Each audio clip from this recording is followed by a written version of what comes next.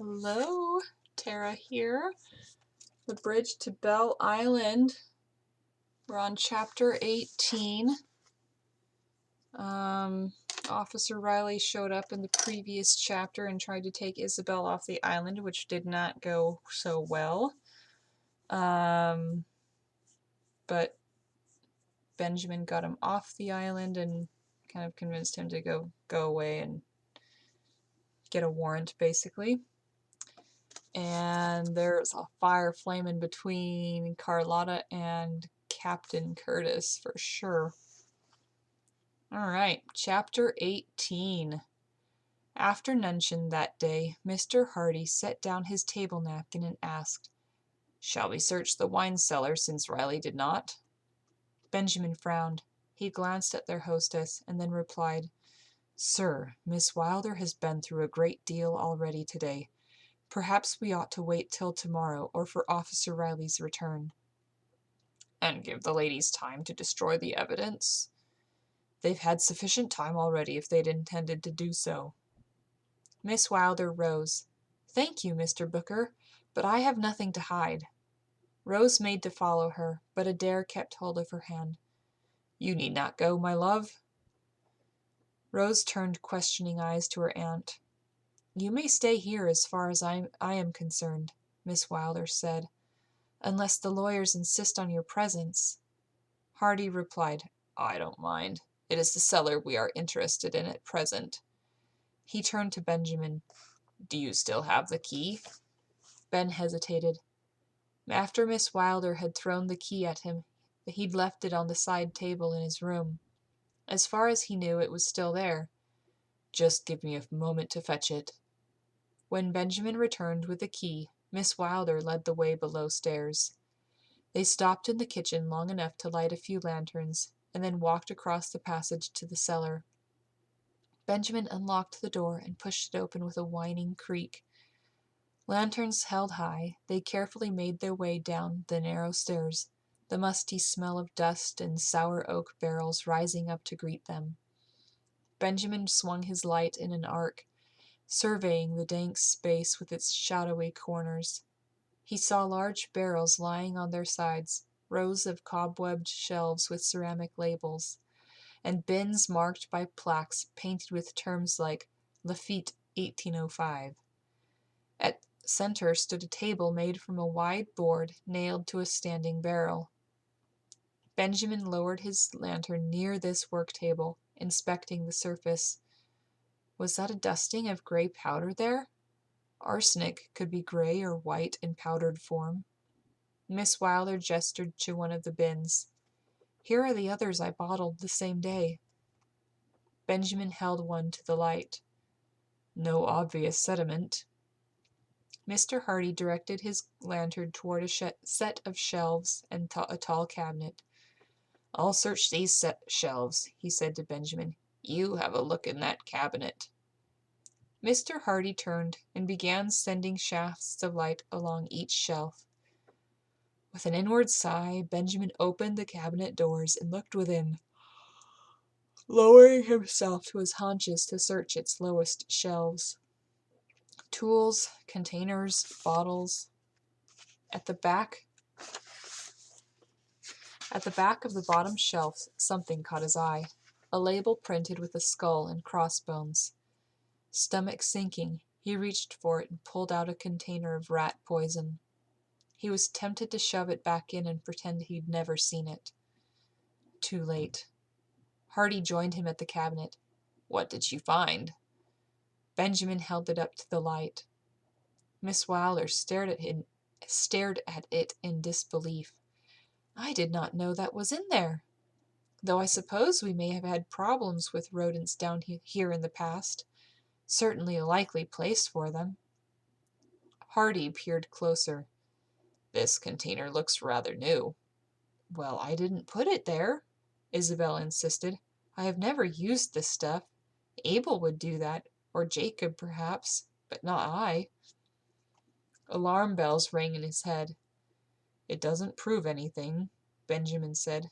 "Many people keep rat poison in their cellars. We would have to find it in the casks or the bottles themselves." Mr. Hardy nodded. There are new tests for arsenic, but I am not familiar with the process. Perhaps we had better leave everything as it is and keep the cellar door locked until Officer Riley returns. Very well, Miss Wilder replied. Good idea, Benjamin agreed, although nothing about this situation was good. Unsettled by the results of their search, Ben decided to undertake a second search on his own. Taking the lantern with him, he walked toward the stables. He noticed the horses outside in the paddock, and there was Joe reading on the bench near the point. He made a detour in his direction. Good day, Joe. Mr. Booker, glad I am to see you, sir. I must thank you for loaning me this book. He lifted it high.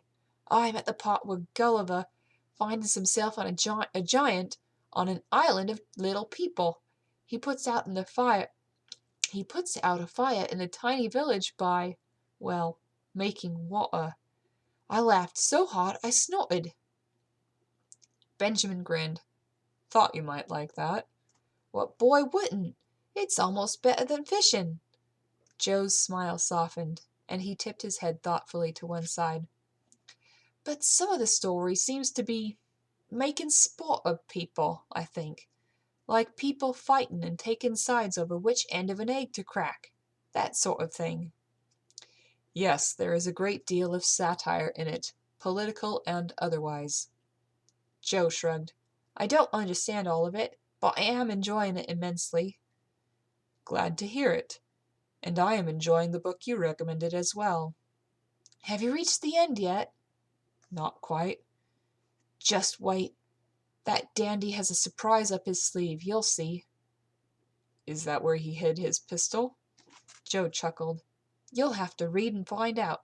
I don't want to spoil it for you any more than I already have. He pointed to the lantern.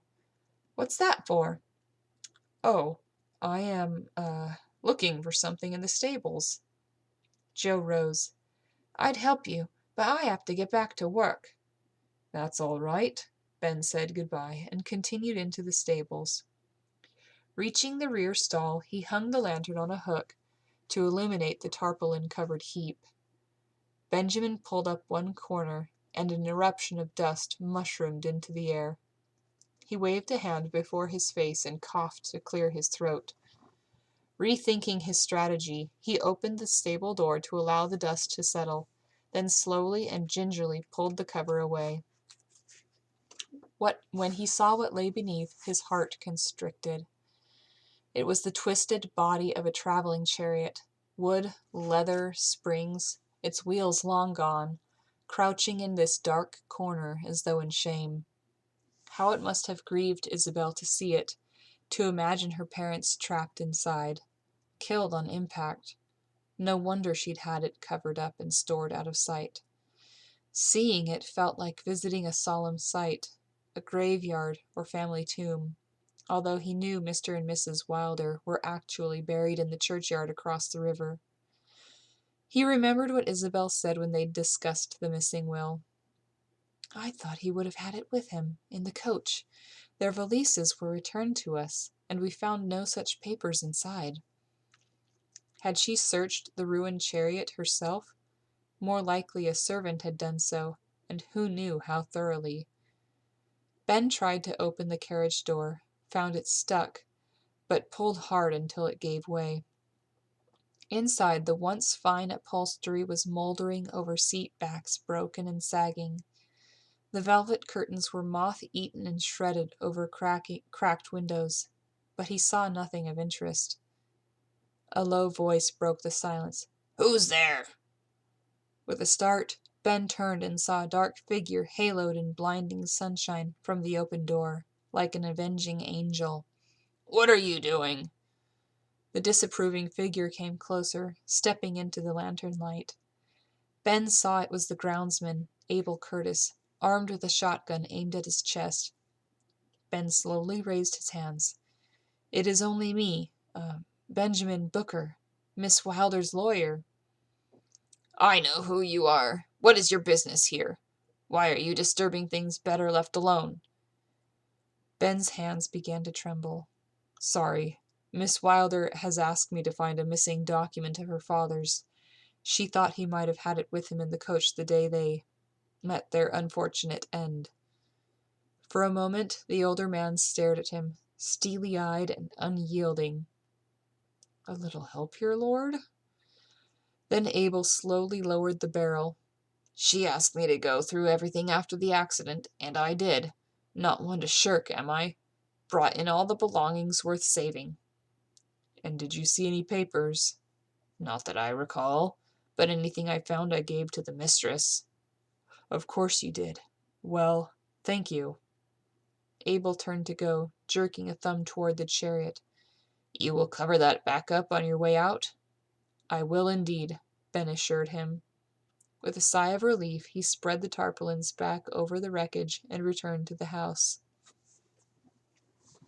The next day being Sunday, Benjamin walked into Riverton to attend church. He left early and stopped first at Mrs. Winkfield's humble cottage near St. Raymond's. He recalled seeing flowers for sale atop her low garden wall. Fresh offerings awaited that morning as well, tied with twine, and set in jars of water. Propped beside them was a hand-lettered sign, "Posies, 6p," and a simple honor box with a slit on top. Benjamin dropped in a sixpence and selected a bouquet. Then he continued on through the gate into the walled churchyard, a peaceful place of uneven paths, well-kept newer headstones, and listing lichen-spotted ancient monuments. Here and there he saw wild flowers bobbing their heads in the breeze, and a few bouquets like his own. Yew trees stood straight and solemn along the back wall, while a graceful oak spread sheltering arms over precious memorials below. A mourning dove cooed from its branches, and 2 white butterflies flitted past. Benjamin walked slowly from grave to grave, seeing many names unfamiliar to him, and some he already recognized: Houghton, Winkfield, Colebrook, Jones. Arminda Truelock came around the side of the church, wearing a bonnet and gloves, prayer book in hand. "Good morning, Mr. Booker. I'm afraid the service does not begin for another half-hour." "I came early, hoping to find Mr. and Mrs. Wilder's grave." "Ah." Glancing from his face to the flowers in his hand, she nodded. "I'll show you. It is over here." She led him to a group of stately headstones of various ages, then pointed out the Wilder's grave. It had a rounded top carved with the emblem of a weeping willow. "In loving memory, Elizabeth Wilder, died 1808, aged 46 years, and Jonathan Wilder, died 1808, aged 48 years. Beloved parents and grandparents." An urn-like stone vase formed part of the monument. Wilted lilies of the valley stood shriveled within. "I thought Miss Wilder no longer came to put flowers on their grave." "She does not, although I know she wishes she could." Miss Truelock bent and removed the spent blossoms. "I pick something from our own garden now and again, in her place." "That is kind of you." She modestly shrugged. "I do what I can to tend the graves. Our sexton is rather infirm." Benjamin lowered himself to his haunches and set the flowers in the waiting receptacle. "And that is kind of you," she added. His shrug echoed hers. "I feel as though I have come to know them somewhat, staying in their house and becoming acquainted with their daughter." Arminda studied his face with interest, and Benjamin looked away, feeling self-conscious under that gentle, knowing gaze. An idea struck him, and he asked, "Might I trouble you for a large piece of paper?" There's a perspective change now.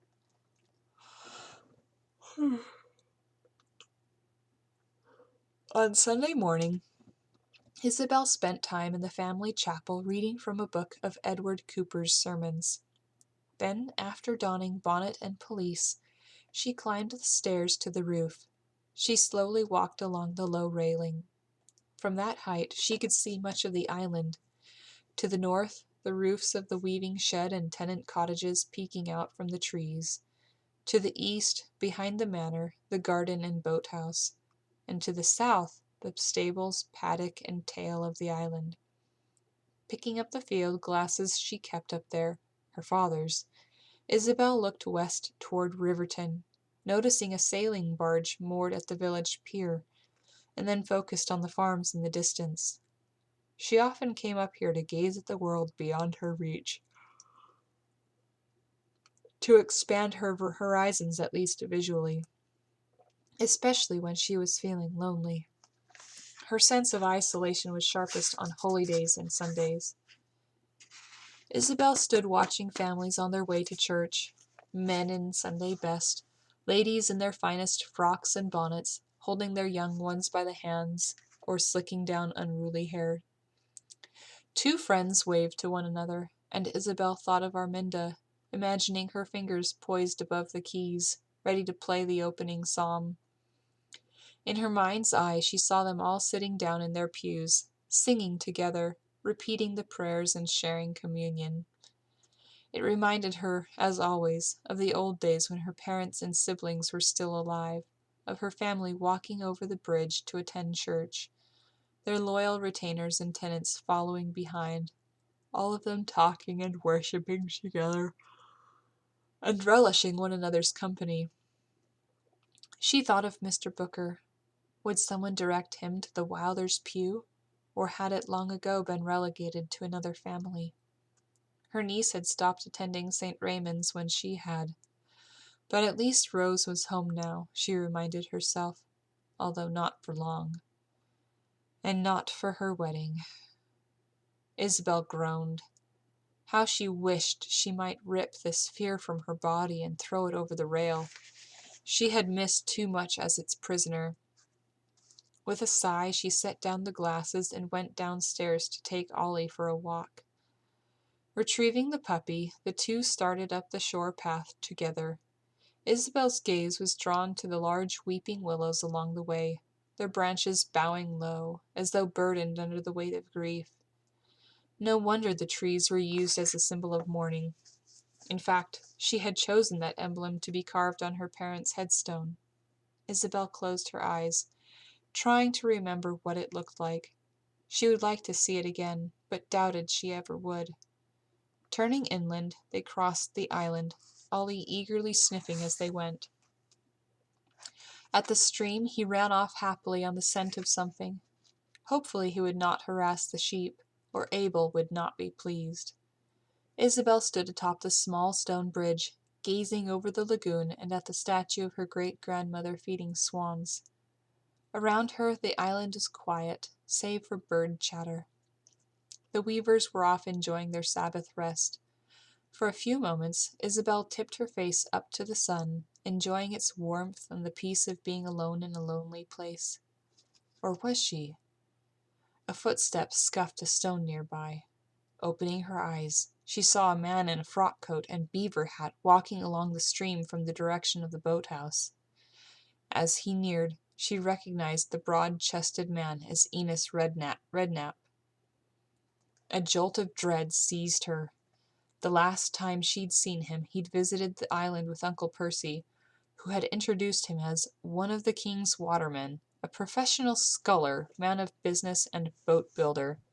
She had hoped, she would never see him again.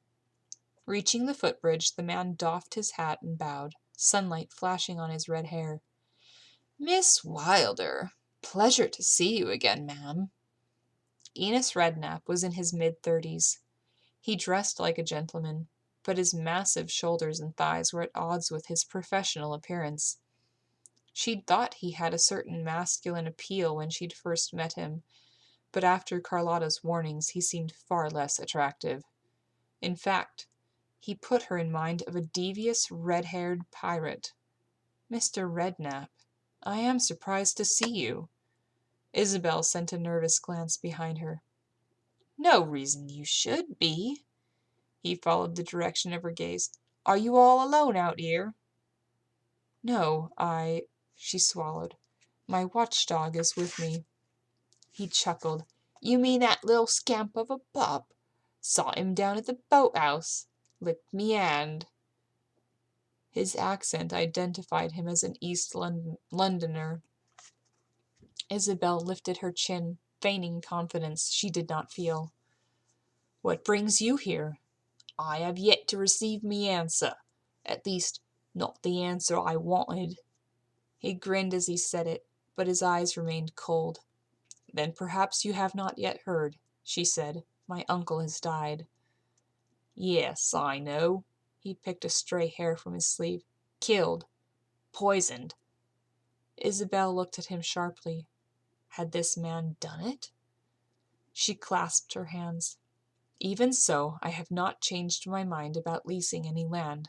I am sorry you've come all this way for nothing." "Not at all. Good timing, I'd say.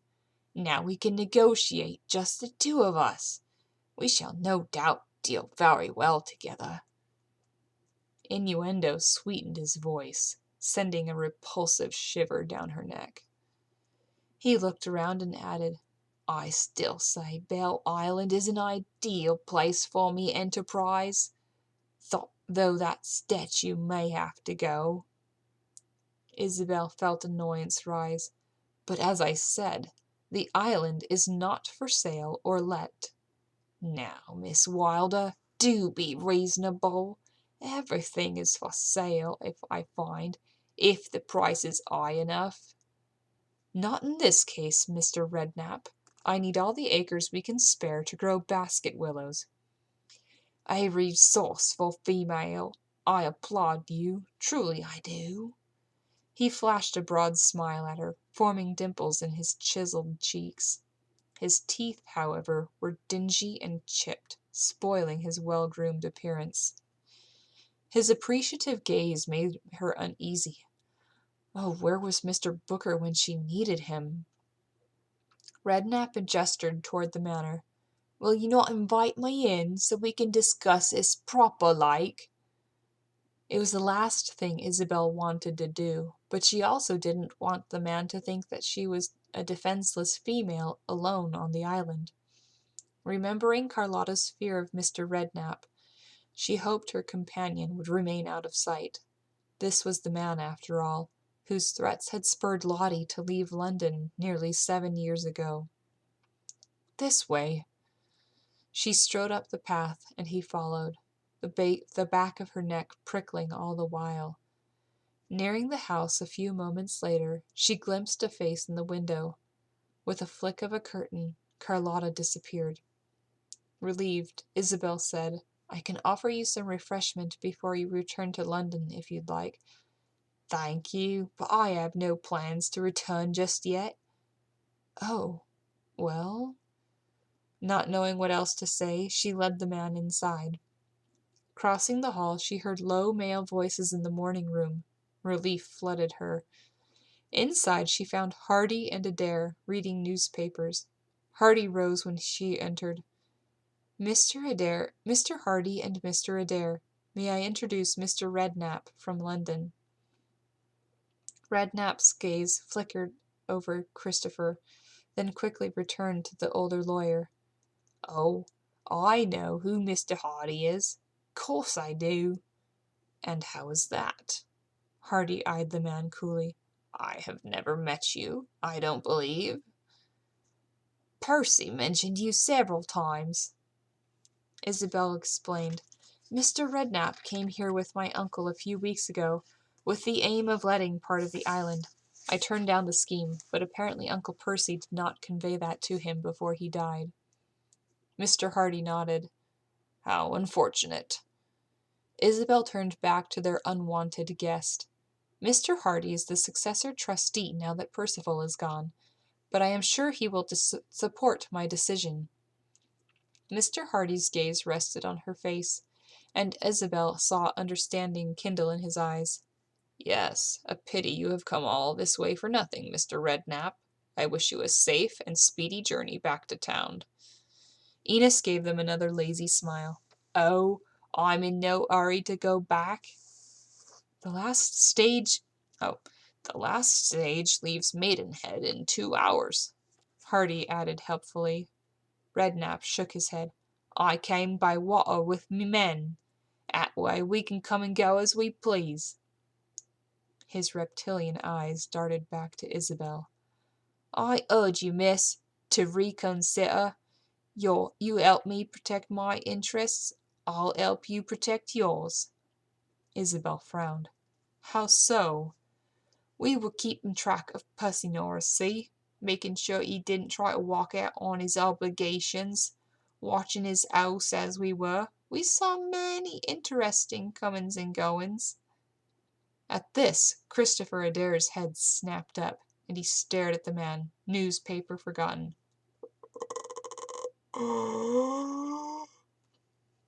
Isabel said, If you saw something related to my uncle's death, you should take the information to Bow Street. Are you sure you want me to do that? Isabel stilled. What did he mean? Had he seen something that implicated someone she wanted to protect? Like Rose or Mr. Adair, or maybe even herself? Seeing his words had produced the desired effect, the man smirked. I'll leave Bow Street out of it for the present. Not on the best terms with that lot, nor the Marine Police for that matter. This will remain between us. For now. Redknapp lifted his chin in Mr. Hardy's direction. In the meantime, I trust you'll help your client see the merits of our proposal, being protective of all the females in your life as you are. Hardy's nostrils flared. I hardly think threats are going to help your cause with Miss Wilder, or with me. I disagree. I find 'em exceedingly effective. His eyes glinted. Especially as I never deliver idle ones. Fear washed over Isabel, prickling her skin with gooseflesh. Abel Curtis appeared in the doorway, his fowling piece in hand. Everything all right, miss? Jacob mentioned some, stranger had come to call. Expelling a relieved breath, Isabel said, Thank you, Abel. It was kind of you to look in, but Mr. Redknapp was just leaving. Redknapp looked from the armed, steely-eyed man back to Miss Wilder. Indeed I was, but never fear. I shall pay another call when it's more convenient. He replaced his hat with a jaunty tip to its brim. For now, I bid you all good day. He swept from the room and out of the house. Isabel walked to the window to watch him go. Then she went searching for Carlotta. She found her locked inside Isabel's bedchamber, armed with a pair of shears. Is he gone? Isabel nodded. What did he want this time? The same thing he wanted last time. Still pretending to be a respectable boat builder? Oh, I'm sorry. I'm mixing up all my accents. Still pretending to be a respectable boat builder? Yes. Ha! If he's a boat builder, I'm a crown princess. She looked at Isabel, expression pained. Does he know that I am here? Not that I know of. I sent Jacob to fetch Abel, since Captain Curtis is gone to town. Good thinking. Abel certainly spurred him on his way. I should warn you, however, he promised to return. If he does, I shall have to leave. I think that's more French accent. Ugh. No, Lottie, you are safe here. None of us are safe with that man around. I know how he is. Don't be taken in. I remember thinking him handsome once, and he can be charming when he wants to be. Women always fall for him. Foolish women like me. But he is dangerous. Why did you invite him inside the house? Because I wanted him to see that I am not alone here. He met Mr. Hardy and Mr. Adair as well as Abel. A priggish lawyer is not likely to scare Enos Redknapp. Adair less so. Abel is better, but too bad Captain Curtis was not here. True. Or Mr. Booker, Isabel added. Mr. Booker? Pray, do not be offended. But what could he do? Read him to death? Throw a book at his head? Isabel gazed out the window. I don't know. I just feel safer when he is near. Safe. Exiting the churchyard, Benjamin saw a stranger step from the bridge, tip his hat to Miss Truelock, and continue on his way. He didn't recognize the man, but he didn't like the look of him either. What was his business on the island? Benjamin turned to watch his retreating back, then hastened over the bridge, the roll of paper in hand. Mr. Hardy met him on the veranda and described the encounter. Enos Redknapp? Benjamin echoed with a frown. That was the name of Susan Stark's first husband. She told me after the trial that he was dangerous, claiming that's why she changed her name, to protect herself. I don't know if it's true, or if this is the same man. Seems probable, Hardy said. It's not a common name. Ben's mind raced. This was the man who came here with Mr. Norris, hoping to secure the use of Belle Island for his business, whatever it is? Hardy nodded. And now he is back. Benjamin grimaced. That does not bode well for any of us, I don't think.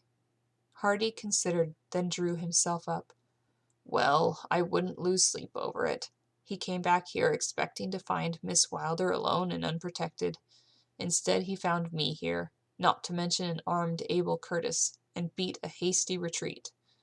We probably won't see him again. But Benjamin was far less certain.